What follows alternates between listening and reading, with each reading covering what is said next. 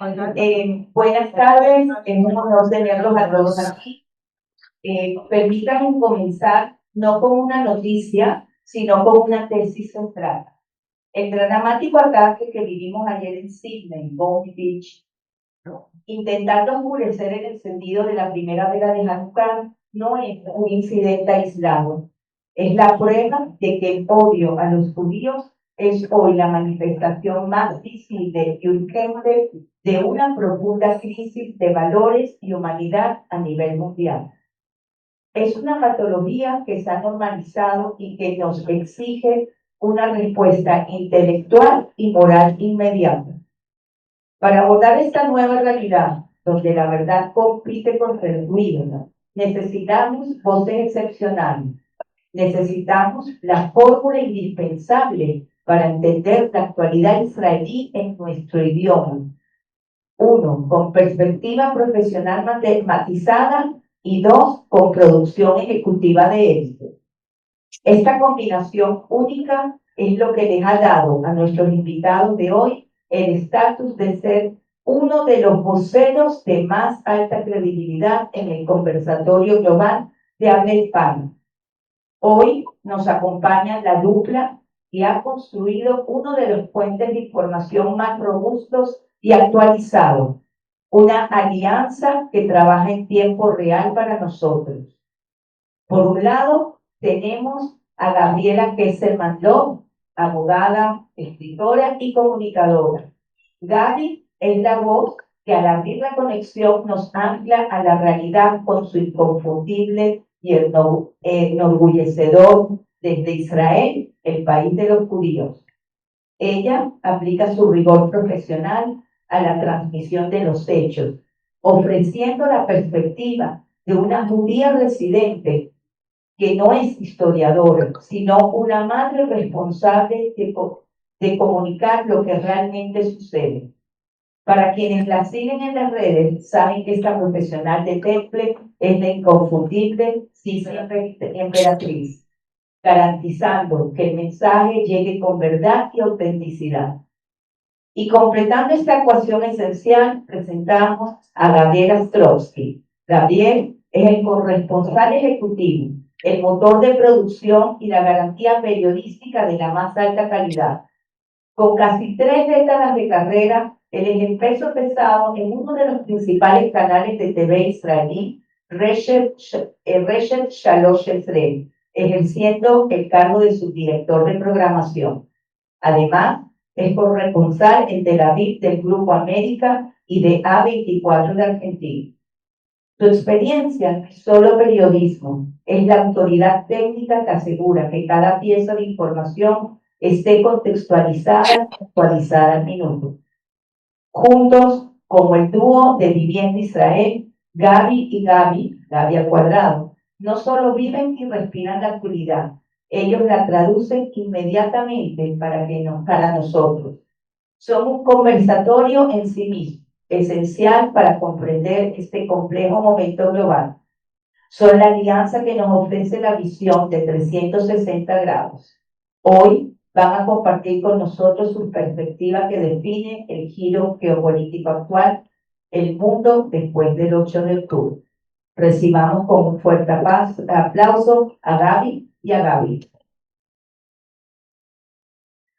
Bueno, les voy a decir buenas noches desde Israel, el país de los judíos, y en nombre mío y de Gaby les agradecemos muchísimo este espacio de comunicación. Elegimos algunos de los temas que creemos que son más importantes de abordar y obviamente nos van a quedar temas en el tintero para un próximo encuentro. Obviamente tenemos que empezar esta charla hablando sobre el atentado ocurrido en el día de ayer en Sydney, en Australia. Un atentado terrorista que se perpetró contra judíos en ocasión de Hanukkah, un evento que estaba promocionado y que definitivamente el gobierno de Australia podría haber elegido proteger a los judíos, a las familias que en ese momento estaban celebrando el milagro de Hanukkah. ¿Fue intempestivo? ¿Nos puede sorprender que haya habido un atentado terrorista en Australia o en realidad había los suficientes elementos como para sumar 1 más 1, 2?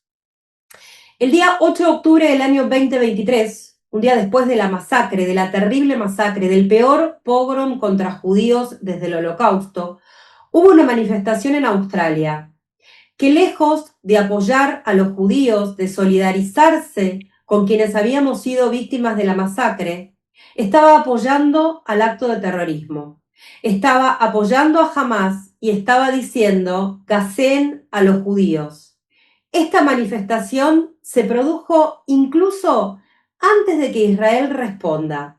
Había gente condenando a Israel antes de que Israel responda. ¿Ustedes recuerdan que se nos exigía proporcionalidad?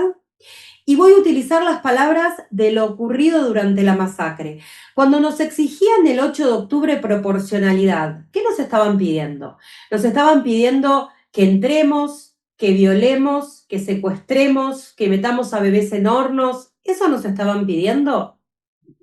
A partir de ese momento, lo que ocurrió en Australia hizo pensar que lo que ocurrió ayer era lógico.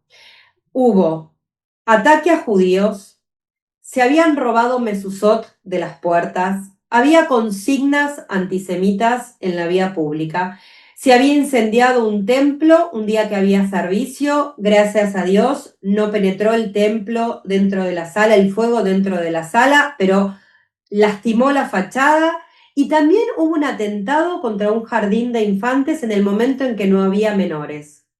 Durante estos 2 años, más allá de que el primer ministro de Australia reconoció el Estado palestino, seguramente como agradecimiento a la masacre del 7 de octubre, en ningún momento la policía reaccionó para condenar estos ataques.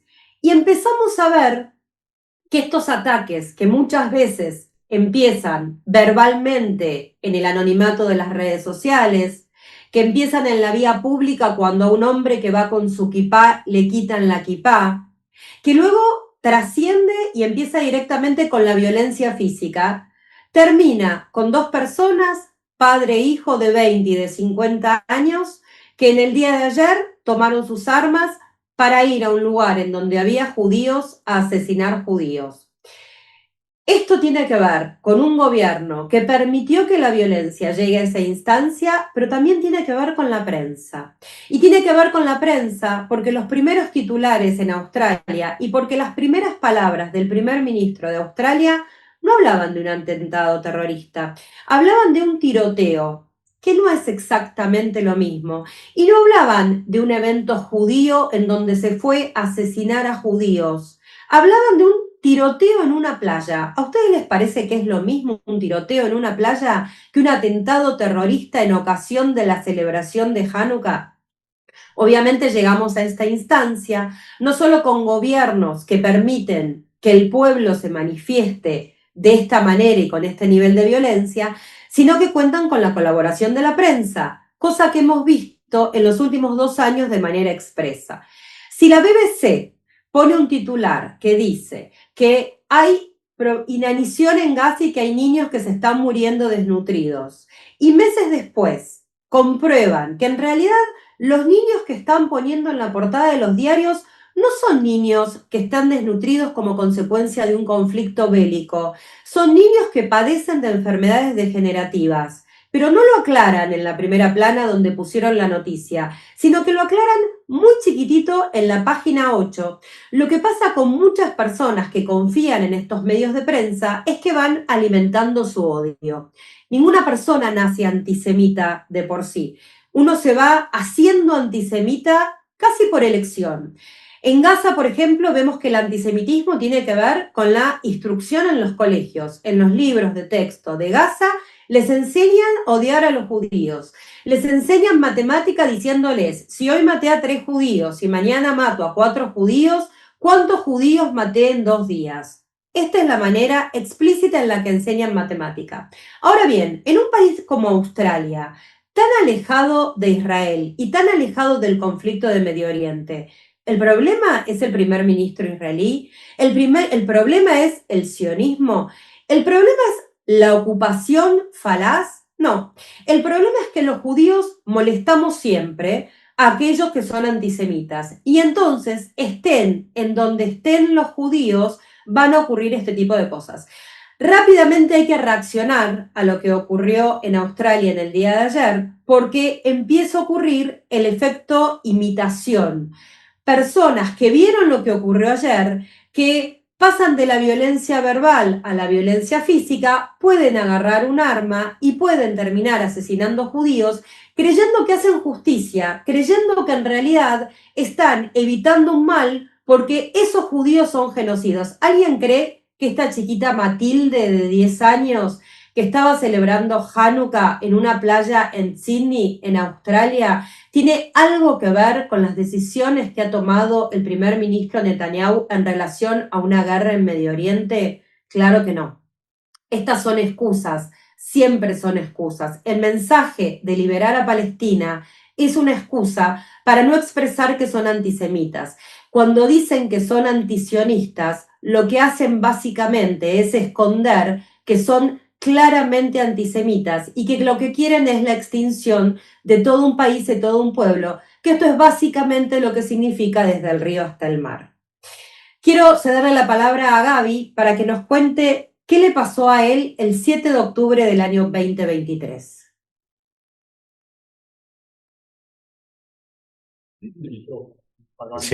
Perdón, estaba silenciado. Decía, gracias Gaby y gracias a todos ustedes por la invitación y por estar ahí tanto presencial como virtualmente, tomarnos este tiempo para escucharnos.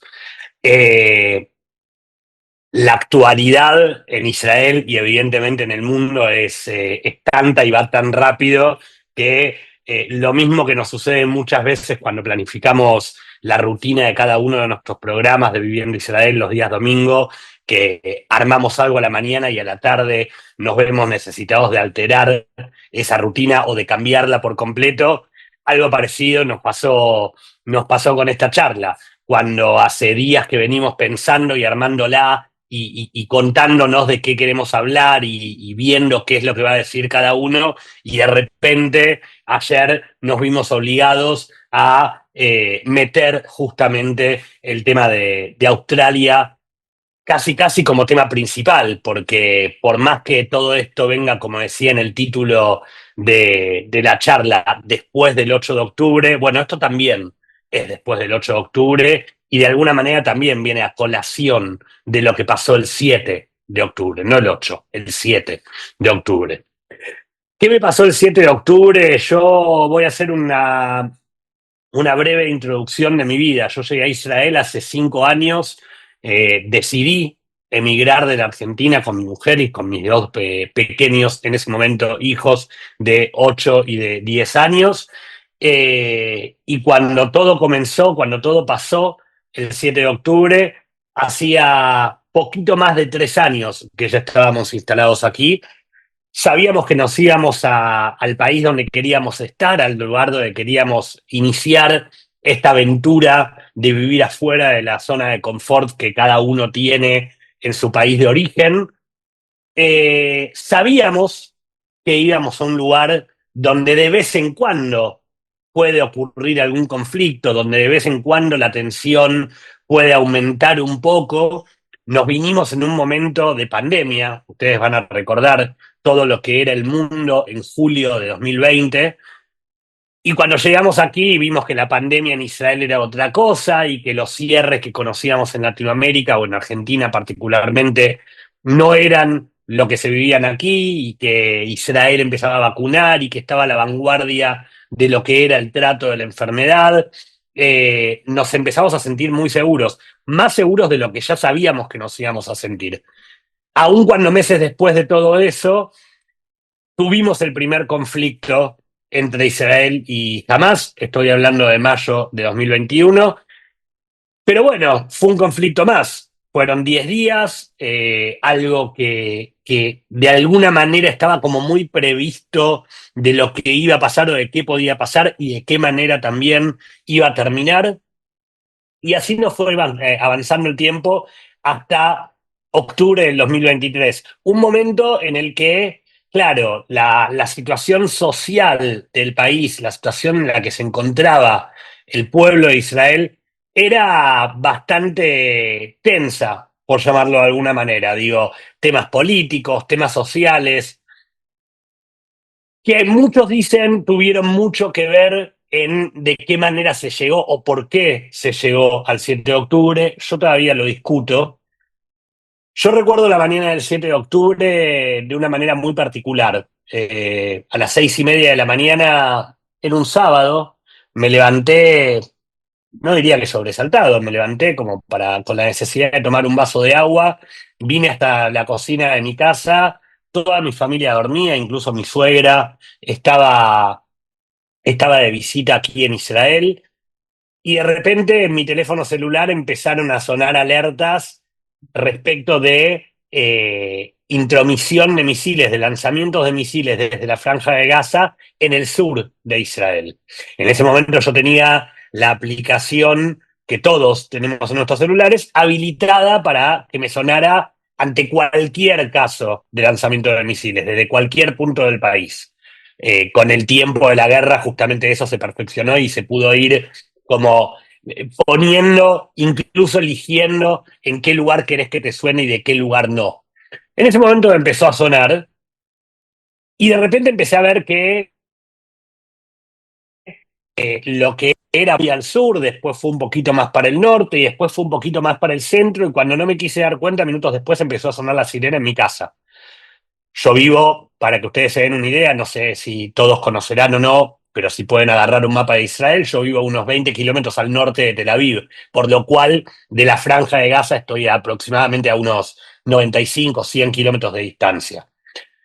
En ese momento debería decir que me sobresalté un poco, porque nada, no preveíamos, digo, así como en mayo de 2021, la situación de amenazas respecto de Hamás para con Israel era bastante concreta y entonces todos podíamos suponer que algo podía pasar. La verdad que no había información concreta, incluso trabajando en los medios de comunicación aquí en Israel, no había una información concreta que supiéramos respecto de que algo podía pasar. Entonces, de alguna manera me alarmé un poco. Desperté a mi familia, despertamos sobre todo a mi suegra, que nunca había vivido una situación de alarmas por misiles aquí en el país. Nos encerramos en el cuarto de seguridad que tenemos en nuestro departamento, que a diario es el dormitorio de mi hijo. Y cuando supimos que la guerra había comenzado, me hizo replantear de alguna manera todo lo que yo hago a nivel profesional en el día a día. Quiero decir, yo estoy muy acostumbrado por mi trabajo, sobre todo el de corresponsal para un medio de Argentina, hasta ese momento, hablar de Israel mostrando la Startup Nation, mostrando las playas, mostrando lo que en periodismo llamamos como notas de color. En ese momento yo entendí que algo se estaba quebrando en mi manera de contar, que algo se iba a quebrar a partir de ese momento y que algo iba a hacer que yo tuviera que decidir entre ser objetivo o ser subjetivo o ser objetivo, pero contando la verdad que ya sabía que ocurría en Israel y que seguro estaba que gran parte del mundo no iba a contar o no iba a querer contar. Gaby, ¿querés contarnos vos qué te pasó el 8 de octubre? Sí, yo me defino a mí misma como una judía del 8 de octubre. El 7 de octubre es lo que ellos me hicieron a mí. El 8 de octubre es lo que yo decidí hacer como judía. Y cuando digo que soy una judía del 8 de octubre y que el 8 de octubre me explotó el ADN, yo vengo de una casa en donde no se celebraban casi las fiestas, no se encendían las velas de Shabbat. Yo no fui a colegio judío.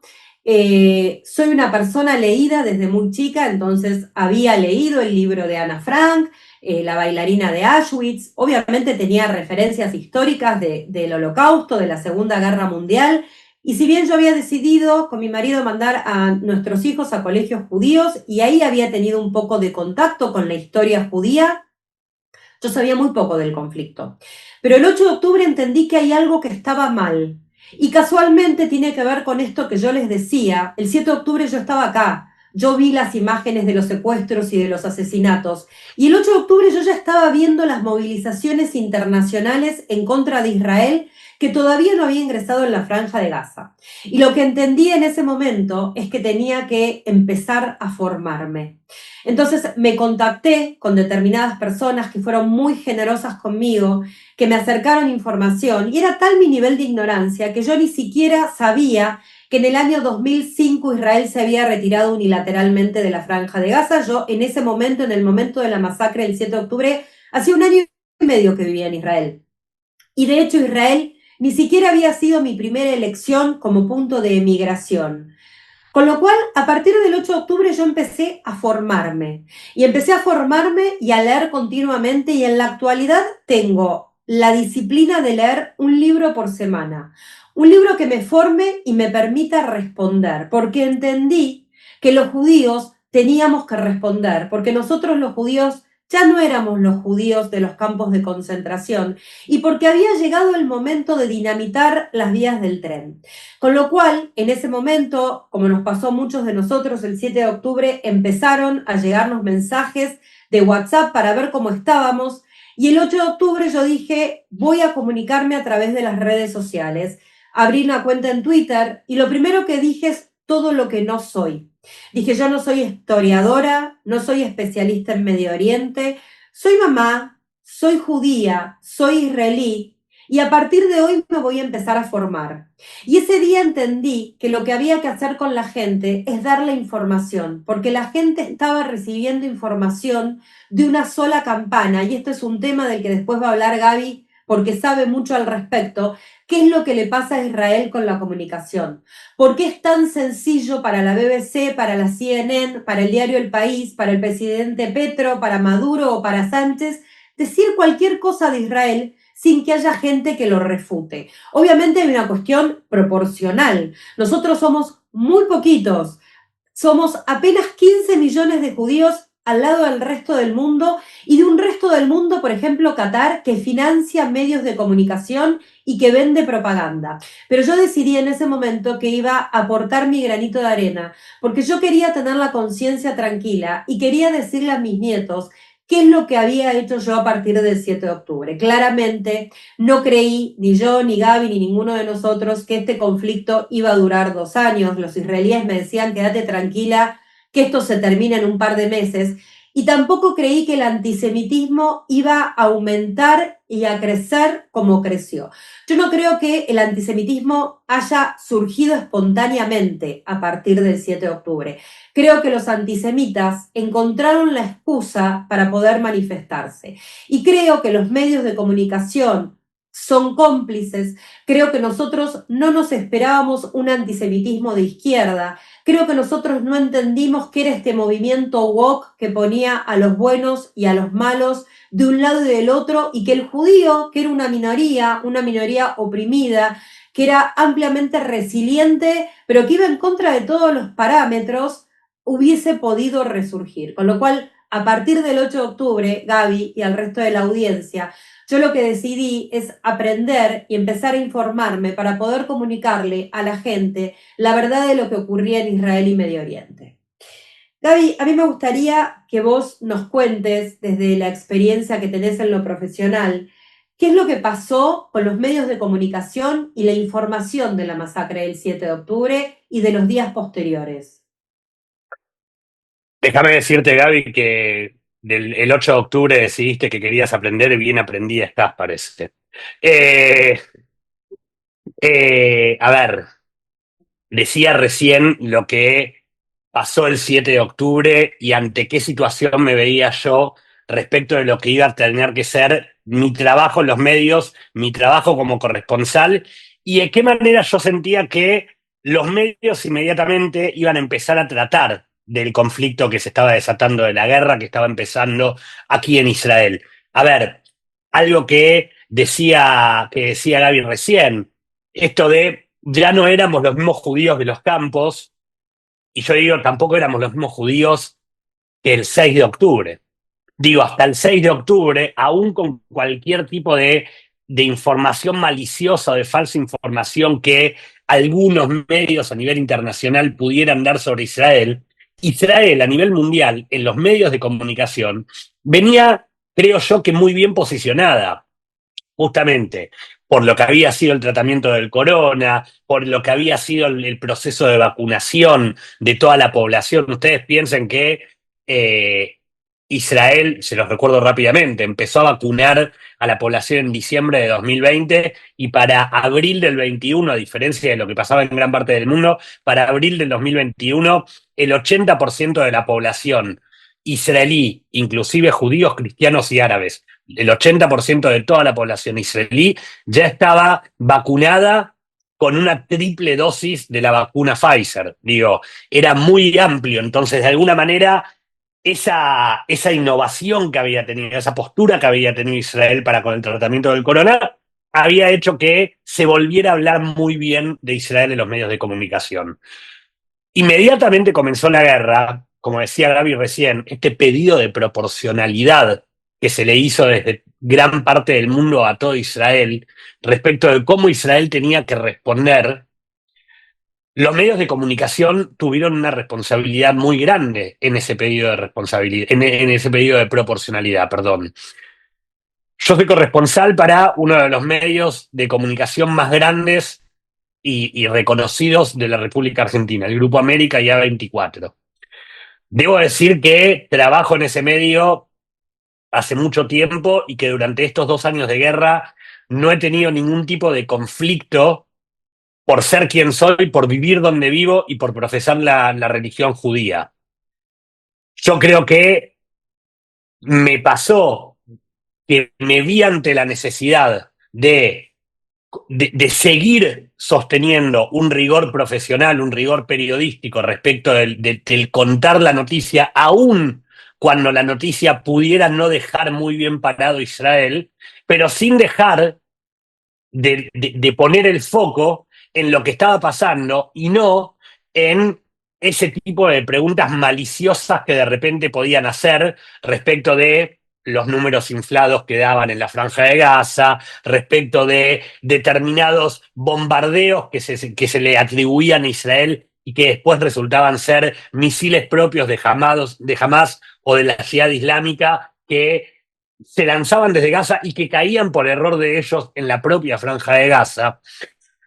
Ahora, lo que me pasó a nivel del resto del mundo fue que empecé a ver como más allá de la frontera de la Argentina, que era el lugar con el que yo me sentía más cómodo trabajando, tal vez porque es mi lugar de trabajo diario, empecé a ver que ese pequeño grado de maliciosidad que había desde algún tipo de preguntas de algunos colegas, en otros países se alzaba y mucho. Esto que decía Gaby antes, de la BBC, de la CNN, del New York Times, que de repente titulan grandilocuentemente grandes frases en contra de Israel y que cuando se dan cuenta que metieron la pata, después emiten solamente una pequeña fe de ratas en alguna página perdida del periódico.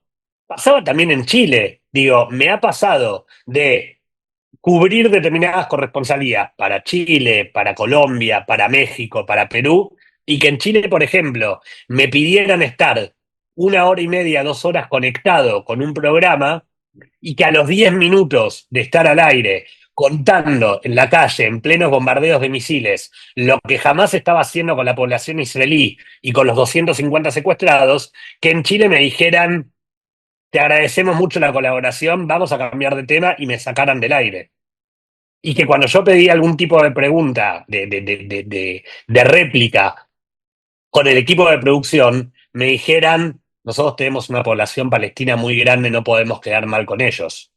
Entonces, ya no pasaba por una proporcionalidad que se le pedía a Israel, porque Israel es el cuarto ejército más poderoso del mundo, y entonces iba a poder hacer trizas a un pobre, a una pequeña milicia que no tenía poder, pero claro, había tenido poder para ingresar al país con más de 4.000 personas, secuestrar a 250, asesinar a otras 1.200. ya estábamos hablando de población palestina que empieza a ocupar lugares en el resto del mundo y que entonces los medios de comunicación, y no quiero decir que están pagos porque todavía tenemos que tener en cuenta si tenemos pruebas que lo certifiquen o no, pero que por lo pronto empezaban a tomar un partidismo demasiado particular para con esa simpatía palestina y anti-israelí que estaban demostrando y que muchos siguen demostrando hasta este momento, Gaby.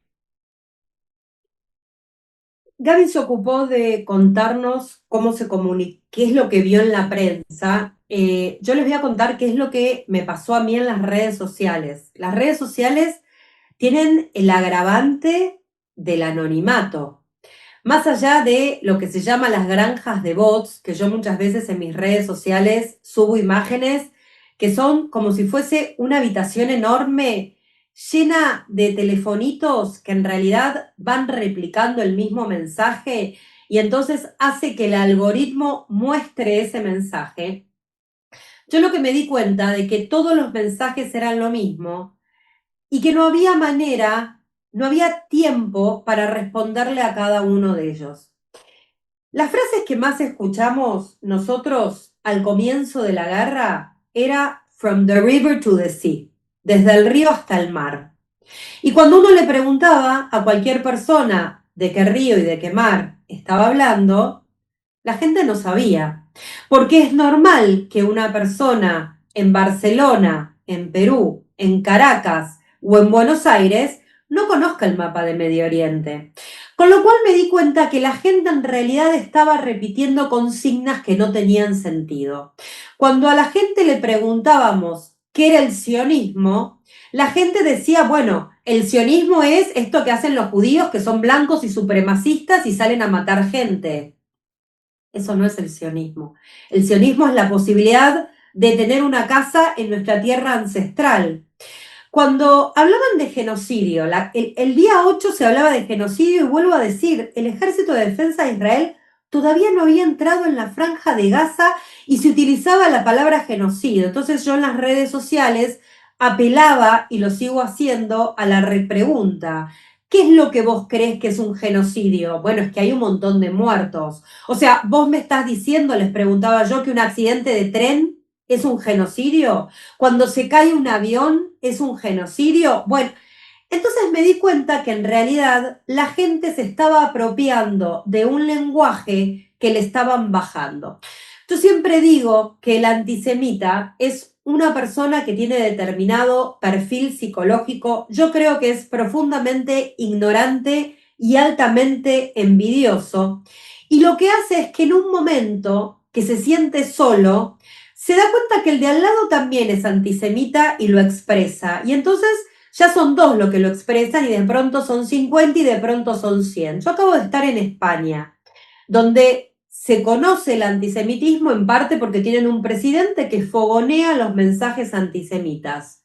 No obstante lo cual, yo en todo momento dije que era judía y en todo momento mostré mi pasaporte israelí, pudiendo haberlo evitado. Y ninguna persona en el cara a cara me agredió. Esto tiene que ver con el anonimato en las redes sociales. Esto tiene que ver con que en las redes sociales se puede decir cualquier cosa. Cuando yo comencé en las redes sociales, lo que hacía era bajaba videos en inglés, por ejemplo, de Noah Tishby, de personas que explicaban el conflicto y lo subtitulaba al español, porque me daba cuenta que faltaba muchísimo material en español y porque había personas que en realidad eran malintencionadas y había prensa malintencionada, pero había personas que de verdad creían que se estaba cometiendo un genocidio. De verdad había personas que como yo no sabían que Israel se había retirado de la Franja de Gaza en el 2005, dejando absolutamente toda la infraestructura armada. En ese momento yo elegí utilizar las redes sociales. Al principio lo hacía por escrito porque soy escritora, porque vengo del mundo literario y porque me parece que la escritura es una gran manera de comunicación.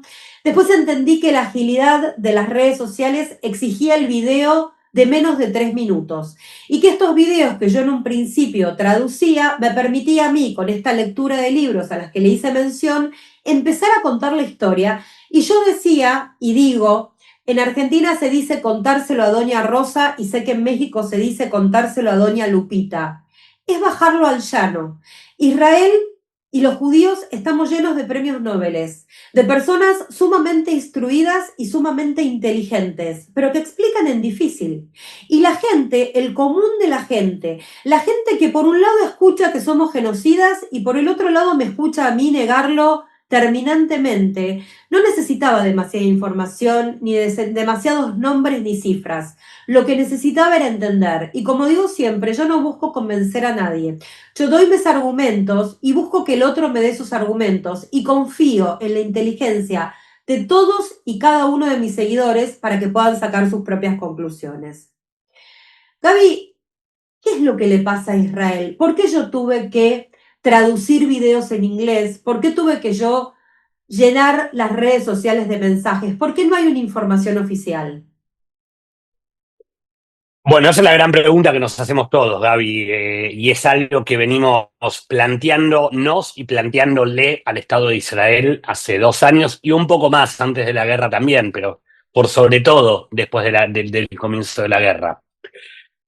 Yo creo en la postura, muchos creemos en la postura de que dice que Israel sabe qué guerras conviene o de qué manera conviene pelear las guerras, sabe que cuenta con el cuarto ejército más poderoso del mundo y sabe también que cuenta con un aparato mediático que no es el mejor ni el más completo del mundo, sobre todo porque Israel históricamente se basa en una premisa que dice que hagas lo que hagas siempre van a hablar mal de vos. Entonces, tal vez decide invertir mucho dinero en el desarrollo tecnológico que hace constituirlo como el mejor o uno de los 4 mejores ejércitos del mundo. Digo, no por nada el ejército de Israel se llama Ejército de Defensa de Israel. Ustedes saben que Israel nunca empezó una guerra, sino que siempre se defendió ante los determinados ataques que tuvo a lo largo de sus 78 años de existencia. Pero nunca invirtió en la comunicación, en la narrativa, llamémosle audiovisual, básicamente porque sabe que el otro lado tiene una maquinaria alentada por Qatar, alentada por los Al Jazeera del mundo, alentada por más de 2.000 millones de árabes musulmanes alrededor de todo el mundo, como cuando decía Gaby, Israel tiene una población de 10 millones y medio de personas y hay 15 millones de judíos alrededor de todo el mundo, incluidos los que vivimos en Israel, contra los casi 2.000 millones de árabes alrededor del mundo. Pero nos empezó a pasar con el desarrollo de la guerra, con el transcurrir de la guerra, que empezamos a ver que el mundo comenzaba a consumir esa propaganda pro-terrorista o pro-Hamás o pro-radicalismo islámico y que Israel no hacía nada para poder defenderse. Había mucho contenido en inglés, como contaba recién Gaby, y que de repente muchos de los generadores de ese contenido eran, por supuesto, personas que pertenecen a algún tipo de organización o institución y entonces lo hacen de manera rentada, y muchos que no. Y entonces hubo que salir, como dice Gaby que hacía y que sigue haciendo, hubo que salir a traducir, a subtitular, a doblar ese contenido, porque en el resto de los idiomas, en este caso el español, que es el que más nos interesa por una razón obvia, Israel decide no invertir durante todo ese tiempo. Llamamos a esta partecita de nuestra charla los aciertos y los errores de Israel en su pata comunicacional. Y lamentablemente tenemos que decir que hay muchos más errores que aciertos para nosotros, simples mortales que nos dedicamos a informar y a comunicar lo que está pasando de este lado del mundo y que de repente hemos visto como muy a cuentagotas Israel en determinados momentos, como está pasando ahora, después de una directiva del primer ministro Benjamín Netanyahu, dice, bueno, ahora sí es momento de contar. Tiene que ver también con con algo que venimos también discutiendo, y no solamente del área comunicacional, con algo que venimos discutiendo desde el comienzo de la guerra, y es por qué Israel decidió no mostrar ni a su propia población ni al resto del mundo las imágenes del 7 de octubre. Ustedes sabrán que los terroristas ingresaron a Israel con cámaras GoPro, con teléfonos celulares, transmitían directamente por Facebook Live, se grababan lo que estaban haciendo, las violaciones, los asesinatos, los incendios a las casas. E Israel tomó la postura de no mostrar esas imágenes pura y exclusivamente para no invadir la privacidad de aquellas personas que habían sido víctimas, asesinados o secuestrados, y para no invadir la privacidad, sobre todo de sus familiares.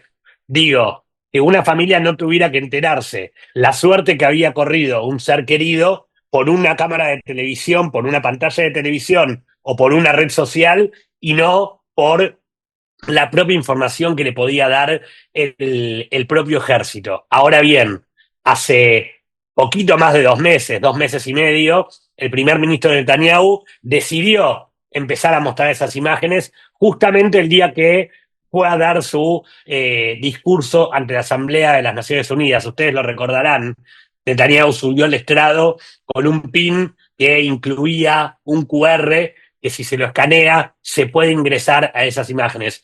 Podemos decir que fue ese mismo momento, el parecido, el cual Israel dijo, bueno, vamos a empezar a contar y vamos a empezar a invertir, pero de vuelta, sabemos que la pelea mediática no es el fuerte de Israel.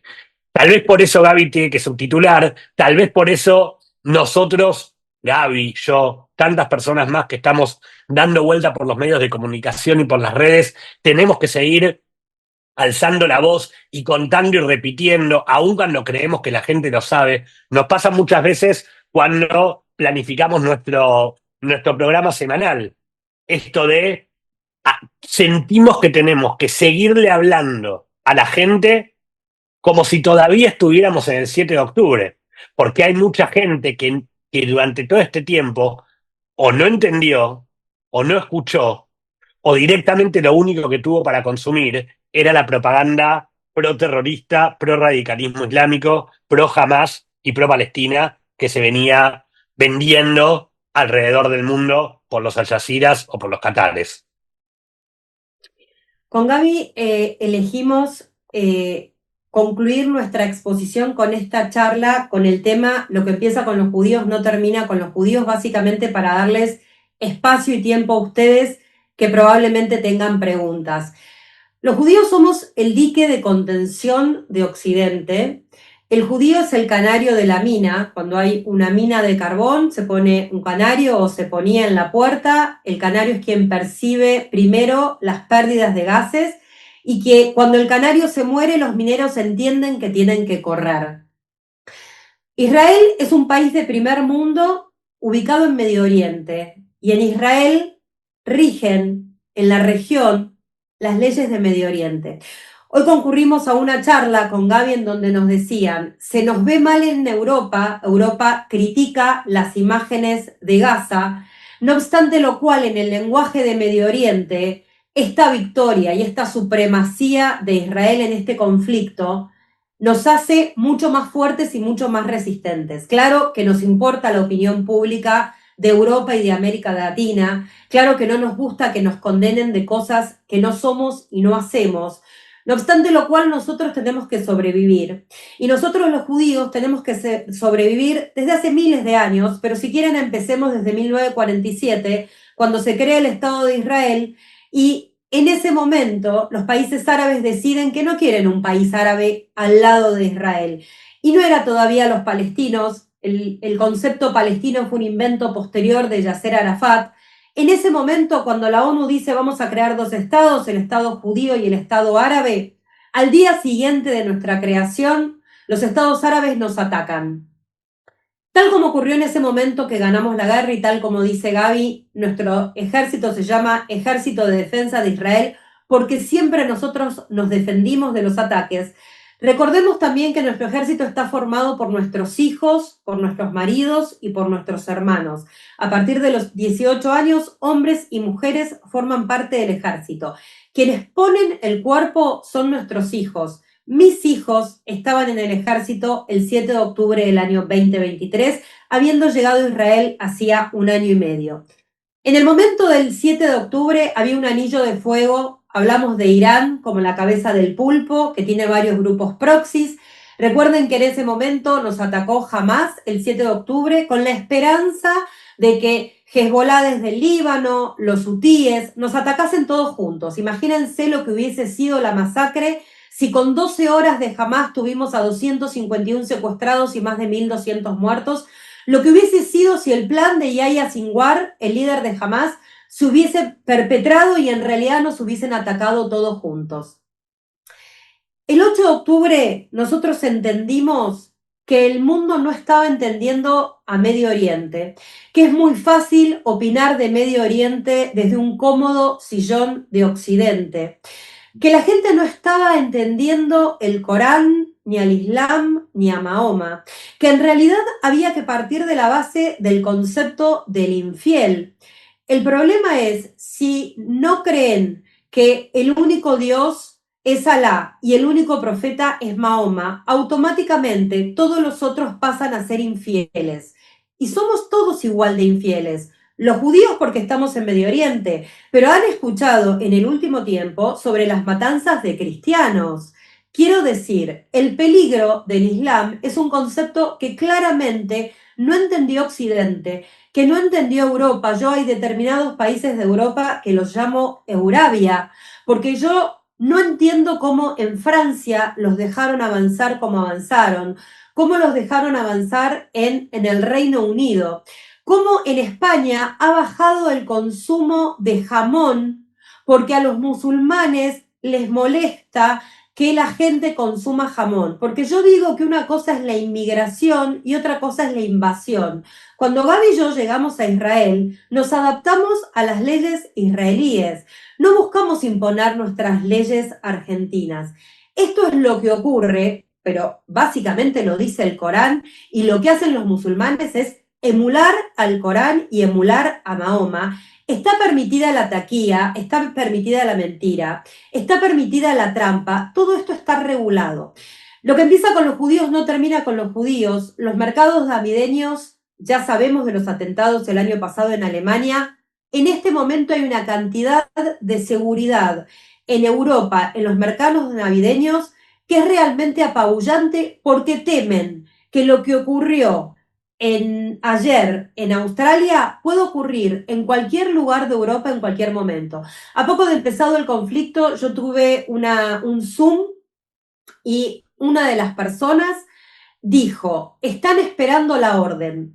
Cuando se dé la orden de acabar con los infieles, no va a haber país del mundo que tenga un ejército de defensa de Israel propio que pueda salir a defenderlos.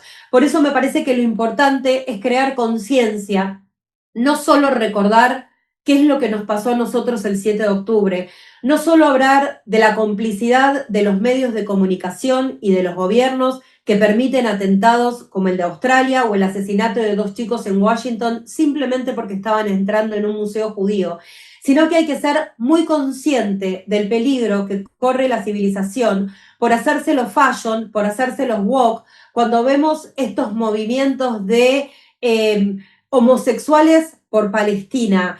La contradicción es tan enorme cuando vemos a un feminismo que no respondió por nuestras chicas secuestradas. Lo importante es entender que si quieren imponer la ley de la Sharia, los valores del Islam no van en conjunto con los valores y la democracia de Occidente y vamos a estar todos en peligro. Yo te agregaría, perdón Gaby, que lo que empieza con los judíos no termina con los judíos y lo que empieza con Israel no termina con Israel. Para muestra, basta Australia, basta los mercados navideños, basta cada uno de los atentados cometidos o acometerse que tienen planificados los radicales islámicos, que directamente, entendámoslo, ya no pasa ni siquiera, nosotros venimos sosteniendo que este conflicto no es un conflicto territorial, sino que es un conflicto religioso. Yo creo que esto ya pasa a otro nivel, ya ni siquiera es un conflicto religioso, es un conflicto de ser como ellos o de no ser, directamente, en Israel o en cualquier parte del mundo. Pero digamos, Gaby, para aquellas personas que no han venido nunca a Israel y a quienes nos encantaría recibir, que nosotros convivimos con 2,5 millones de árabes, tal como yo les dije en 1947, en el momento que se quisieron crear los dos estados. Muchos árabes se fueron, y quiero decir, muchos árabes se fueron, y esto es lo que ellos llaman la Nakba, de una guerra que comenzaron y perdieron, pero muchos judíos fueron expulsados de todos los países árabes y nosotros los recibimos. Lo que quiero decir es, en la actualidad nosotros convivimos pacíficamente con 2,5 millones de árabes que entienden que se adaptan a una civilización como la civilización israelí. Que son israelíes de la misma manera que nosotros o que cualquier israelí nacido en Israel. Una persona, a ver, Israel tiene una población de 10 millones y medio de personas, de los cuales 7 millones y medio somos judíos y 2 millones y medio son árabes, árabes cristianos o árabes musulmanes, pero de nacionalidad israelí, con documento israelí, de la misma manera que lo tiene Gaby o que lo tengo yo, y para separar cualquier comentario que hemos escuchado y muchos de el apartheid y de que los árabes en Israel son la mano de obra barata y de que en realidad tienen los trabajos menos calificados, la conductora de uno de los noticieros centrales del canal de televisión más visto en Israel es árabe israelí. La Corte Suprema de Justicia tiene un miembro árabe israelí. Hay médicos reconocidísimos en todas las disciplinas que son árabes israelíes. Digo, no es la mano de obra barata. Son ciudadanos tan de primera como Gaby, como yo o como cualquier otra persona que haya nacido o que haya decidido vivir aquí en el Estado de Israel. A mí hay un resumen que me encanta de Israel, y es una frase que dijo un amigo nuestro que había venido a Israel por primera vez y estaba caminando por Jerusalén, y de pronto escuchó el llamado a rezar de los musulmanes. Y ya esa situación le pareció como paradójica. Estaba caminando en Israel y escuchaba el rezo musulmán, el llamado a rezar, y cuando levanta la cabeza ve una iglesia y entendió que se puede convivir perfectamente, pacíficamente, si todos entendemos las individualidades y las libertades del otro. Totalmente. Total. Bueno, antes de darle el pase a la presidenta de la Benelli para concluir el tema del conversatorio, queremos agradecerles enormemente y que sea lo que ustedes dijeron, la primera de muchas charlas, y terminemos esta parte con nuestro gran eslogan, con nuestro gran lema, con nuestro mantra, todos diciendo Am Israel Hay.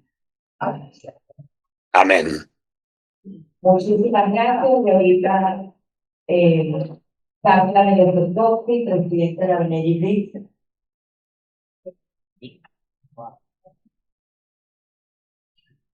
Hola Gaby, ¿Cómo estás? Hola. es un placer para nosotros desde Venezuela, el país que sí quiere a los judíos y el país que tiene a muchos de nosotros como judíos que nos han recibido con tanto cariño y que, bueno, nos abrieron la puerta desde hace tantos años.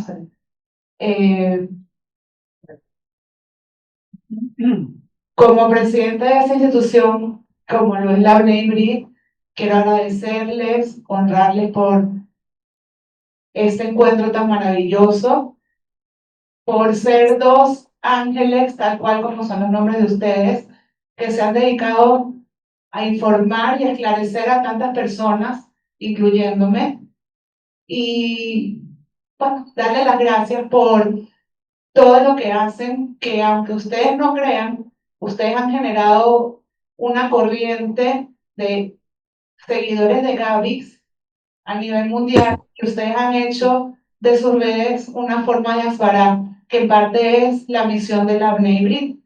Nosotros, parte de las personas que están hoy aquí presentes, son parte de un seminario de cultura judía y el que ustedes hayan estado hoy con nosotros nos hace sentir sumamente orgullosos y desde aquí de Venezuela queremos que sepan que los admiramos personalmente.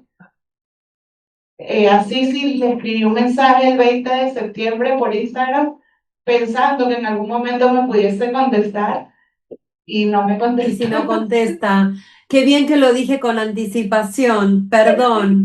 Sisi, nada es casual. Escríbanle a Trotsky, a Trotsky le pasa el mensaje a Sisi. Perfecto. Y como Astrovsky es parecido a mi apellido Velocerovsky, debe ser que somos familia, así que a partir de ahora, Seguramente. de verdad, muchas gracias y quisiera repetir cómo nos despedimos nosotros en Bnei Brit a nivel mundial. Nosotros, cuando terminamos una sesión o una reunión, siempre decimos que nos vemos o nos abrazamos en benevolencia, fraternidad y concordia. Que estas tres palabras sean las que nos guíen para siempre estar orgullosos de lo que somos, Am Israel. Shalom y Amén. Gracias a ambos. Ha sido un honor inmenso tenerlos en este foro y que sea el primero de varios. De nuevo lo repetimos, ¿ok? Hanukkah Sameach Claro que a sí. todos. En paz. Muchísimas gracias por el espacio, Hag Sameach para ustedes. Un abrazo fuerte desde Israel, el país de los judíos. Gracias a todos por estar y por tomarse este tiempo de poder charlar, escucharnos y conversar todos juntos. Por favor, gracias a ustedes. Un aplauso.